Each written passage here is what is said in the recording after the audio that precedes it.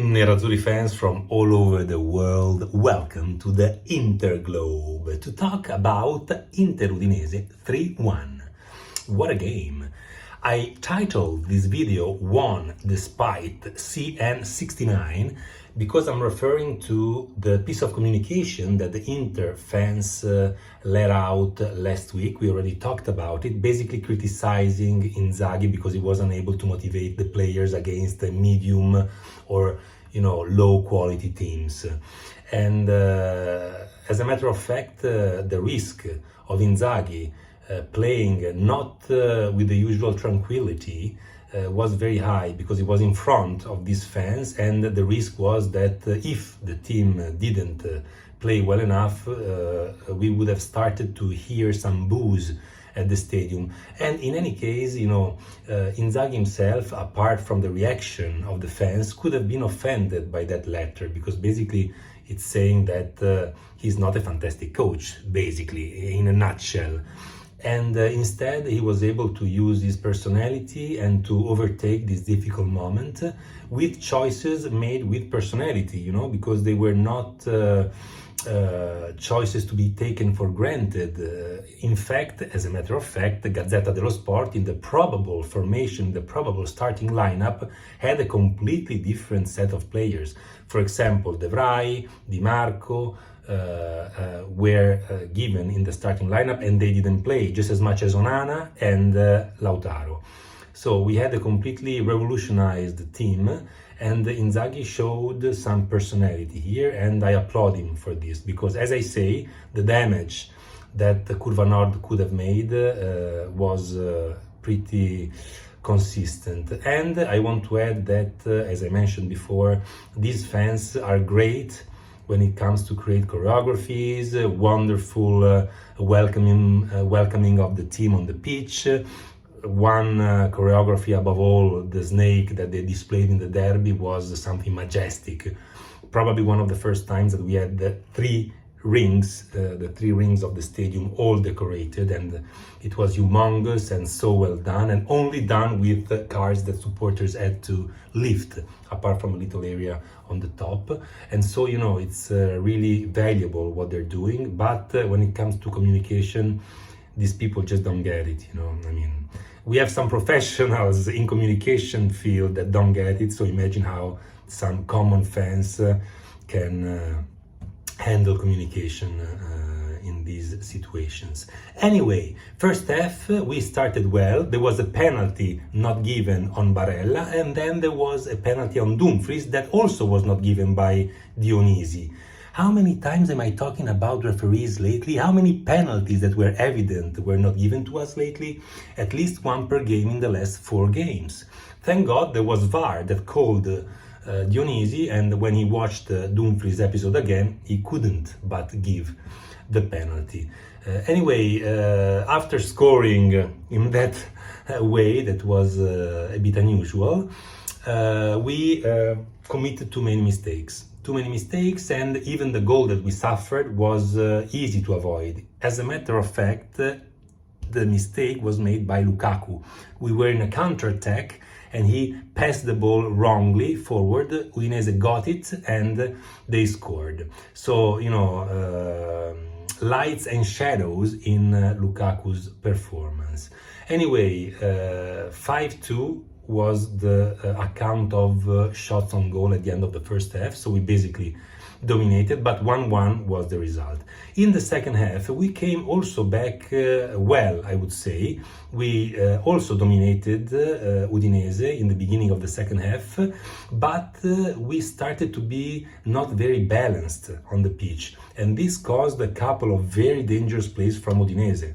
They could even have scored right before our 2-1. They had an incredible opportunity, 4 against 2. Thank God, success, which in case was a failure, shot on Dumfries, and they didn't score. And on the next play, we actually scored our goal. And this is to say that really there's something to be reviewed in the way we defend, especially considering the game of Porto that is coming up. Anyway, despite all of this, we managed to score the second and the third goal, and we won the game. But as I say, the only downside of yesterday was conceding too many opportunities to Udinese before closing the game. Let's go to the players. Andanovic, 5.5. I honestly think that he could have done better on the goal from Udinese because the ball was really hard, really strongly shot, but very much central. So it passed over his head almost. So in these cases, I always wonder what would have happened with Onana. I don't know, but I wish that maybe Onana was in the goal for this game. Also because I don't understand the reason for this single isolated game given to Andanovic. It was pretty risky, but 5.5. And also he had a misunderstanding with Bastoni, and the ball was then shot by Bastoni in a corner kick because Andanovic didn't come out of his goal. And that's why I give him a 5.5. Darmian also 5.5 because he was playing in defense this time, so I applaud his versatility. He also gave a couple of good balls, one to Dumfries, but then he got a yellow card, and then on the goal from Udinese, he was a bit out of position. I think that also midfielders should have done a better job in coming back, but anyway, probably there he could have chosen better the position in which to stand or run to. So that's a 5.5. Acerbi, 6.5. Very good since the beginning. You can feel his personality on the pitch. You can really almost touch it. It's palpable, and that's great. He gave a nice assist to Miki, and then he also had a nice header at the end of the first half. So all in all, it's a 6.5. Bastoni also is a 6.5. Very good, both in defense and when it came to building plays. And that's actually the part of his game that I enjoy the most, when he creates this kind of dialogue with Di Marco, and using his creativity, he opens spaces for his teammates.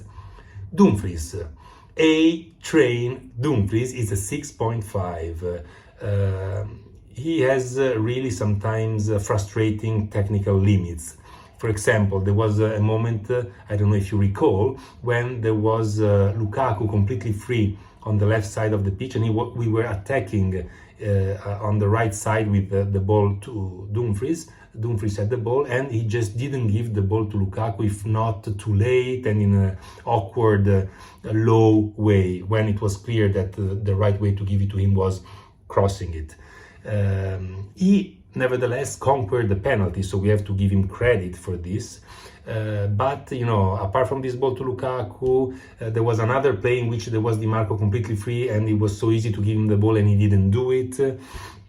So he alternated appalling technical mistakes with very good pieces of performance. He had a couple of nice headers and even a shot in the second half. And let's not forget that ball that I already mentioned against when Udinese was attacking 4 against 2, and he was able to save success shot. So that's another point towards Dumfries. And so all in all, I think it's a 6.5, which is one of the best grades I give to Dumfries in the recent times. So keep it up, Dumfries, Denzel, we love you, and we want to see you as the old A-Train that we all know and appreciate. Barella, 6+, less nervous and more calm than usual, which is important. He made a bad mistake with a shot from just inside the penalty area, but apart from that, he ran a lot. He closed a lot of passing lines for Udinese, so I give him a 6+. Tube man Brozovic, 6-. He started off, on the contrary, compared to Barella, very nervous. He committed 2 fouls in the very beginning. Actually, one of them, according to me, was a yellow card. And after that, he played a bit better, but it was not the usual tubeman Brozovic, so it's a 6- for me yesterday. On the other hand, Miki, l'armeno che corre come un treno, the guy from Armenia who runs like a train, is 7.5, best man on the pitch. Very well backwards in defending, and I really appreciate this coming from an attacking midfielder like he is in his DNA. so I appreciate that very much. He had a couple of great shots, and I want to mention also towards the end, he recuperated the ball and gave it to Dzeko and put him in front of Silvestri, and Dzeko missed, but that was also very precious. And of course the goal. What a great goal with the internal part of the right foot, a volley on Di Marco's cross that really was a pearl. So it's a 7.5 for Miki. Di Marco is a 7. Drone delivery Di Marco, because again, he gives an assist, the one we just mentioned, but he also gave a couple of other nice balls, one from Mkhitaryan, and also he performed well defensively, which is not as usual as one might think. So it's a 7 for drone delivery Di Marco. He always does something important during the game, and Gosens should learn from this. Lukaku 6+. He had the first penalty and he shot it very poorly. But we have to be honest and admit that that penalty had to be repeated, not just because one of the players came into the penalty area before he shot, no, because that player who came in anticipated Lukaku after Silvestri's deflection of the ball, and that's why it was sacrosanct to be repeated. And the second time he shot it much better. Apart from that, he made a terrible mistake in the occasion of the goal from Udinese, as we mentioned, and because of this I give to him I would say 6+, as we mentioned before. Dzeko 5+, not very much into the game. He tried to help. I don't know, he didn't look tired, honestly. He just looked like he was kind of disconnected yesterday. He wasn't, for example, very rapacious when Silvestri lost the ball in the penalty box. He almost looked like he didn't care yesterday. He was kind of absent. So it wasn't something physical but mental, which is unusual for him. And you know, that shot that we mentioned when Mkhitaryan saved the ball on the sideline and gave it to him in front of Silvestri, I mean, you cannot miss those goals. So it's a 5+.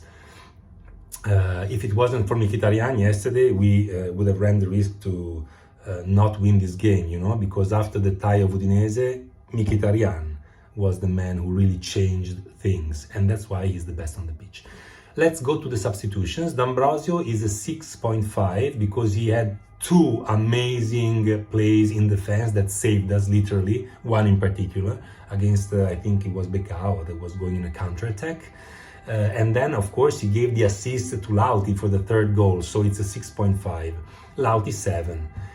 What an exceptional goal, and I want to give him a 7 because he scored that goal a few seconds after making a mistake that would actually cut the legs of most other players, you know, because you make a mistake like this in front of Silvestri with Çalhanoğlu on your left. Instead of giving the ball to him, you try to create sort of a lob ball above Silvestri, and you know, we were 2-1, so the game wasn't sleeping, wasn't put to sleep yet, and that's why it was really a serious mistake that he made. Yet, like 10 seconds after, he gets the ball, and with those, I mean, those feet are more sensitive than hands. It's incredible, no? With this external part of the right foot.